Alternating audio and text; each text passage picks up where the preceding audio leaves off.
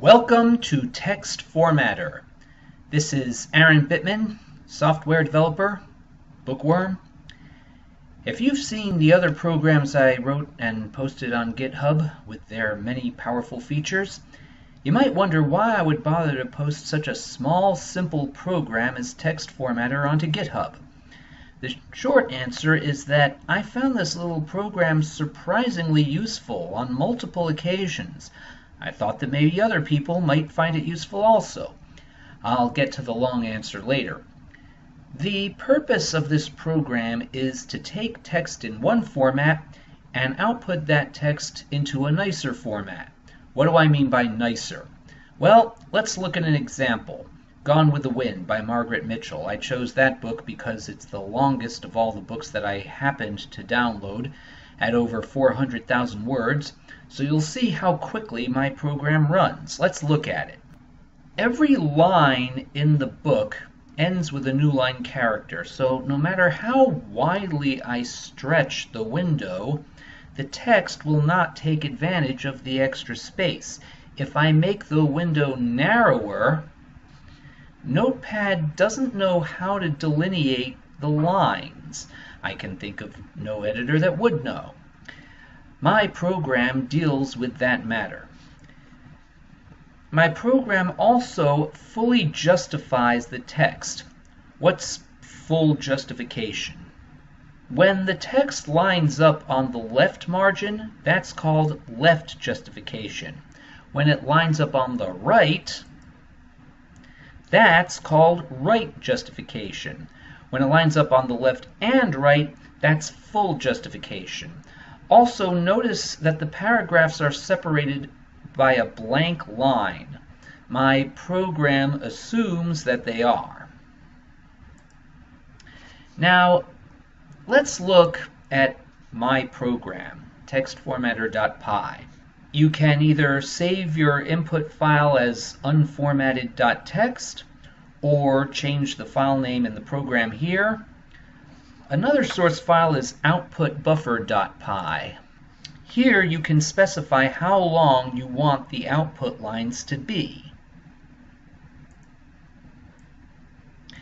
And here you can specify how many spaces to indent for a new paragraph. Now, let's run it. See how fast that was? Now let's see the output. Isn't that pretty? Now, if I bring it up in a fixed width font, in which every character has the same width, such as Courier New, the text will line up nicely on both sides. And more importantly, if I print out this file, I can take full advantage of the width of the paper by specifying how many characters will fit on it. I decided that the indenting would suffice for starting a paragraph, so I wouldn't need to skip a line between paragraphs. So again, my program can save some paper. That's all you need to know, so you can stop here. For the rest of this video, I just want to talk about the history of this program and why I wrote it.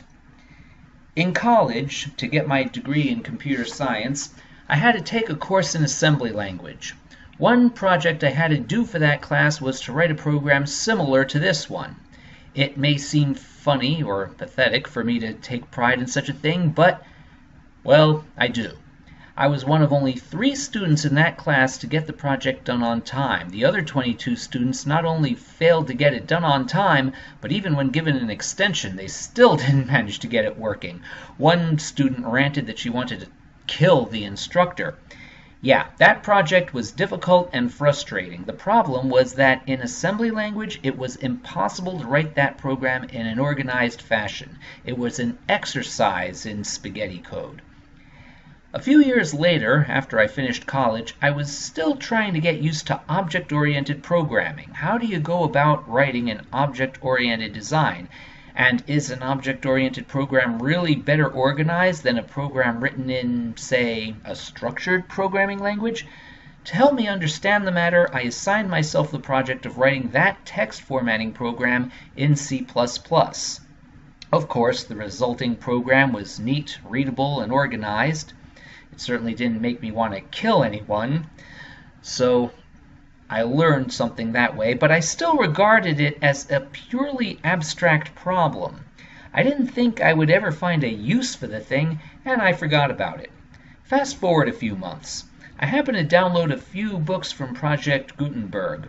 This was in the 1990s, and back then some of those books were in a horribly ugly format that would interfere with their readability. Furthermore, I wanted to print a couple of books out so that I could read them at times when I wouldn't have access to a computer. It took a while, a few hours I think, for me to remember, hey, didn't I write a program for just this sort of problem? It took the slightest modification of my program to convert those books to a nice readable format that took full advantage of the width of my printout paper. Now, fast forward again, this time more than 20 years. By this time, of course, I had plenty of experience in object-oriented programming under my belt. That was no longer the issue, but I was just starting to learn Python, which I heard allowed developers to write powerful programs in short periods of time. And to get my feet wet, I decided to write this little text formatter program, which I just showed you. I did it in only 2 days, which speaks well of the Python language, but once again I thought of it only as an abstract problem, not anything useful. But then, a few months later, history repeated itself. Once again, I downloaded a couple of books from Project Gutenberg. By this time, of course, the website looked much more professional. I certainly wouldn't call those books ugly, but once again, I found myself in a situation where I wanted to print out some of those books to read at times when I wouldn't have access to a computer. To save trees, and to make those printouts easier to carry around, why not take full advantage of the paper I had by stretching out the lines to the greatest width that was feasible? And the full justification made the result look nice and professional. So, there's my story. Feel free to peruse my code and to use my program, and feel free to give me any feedback on GitHub.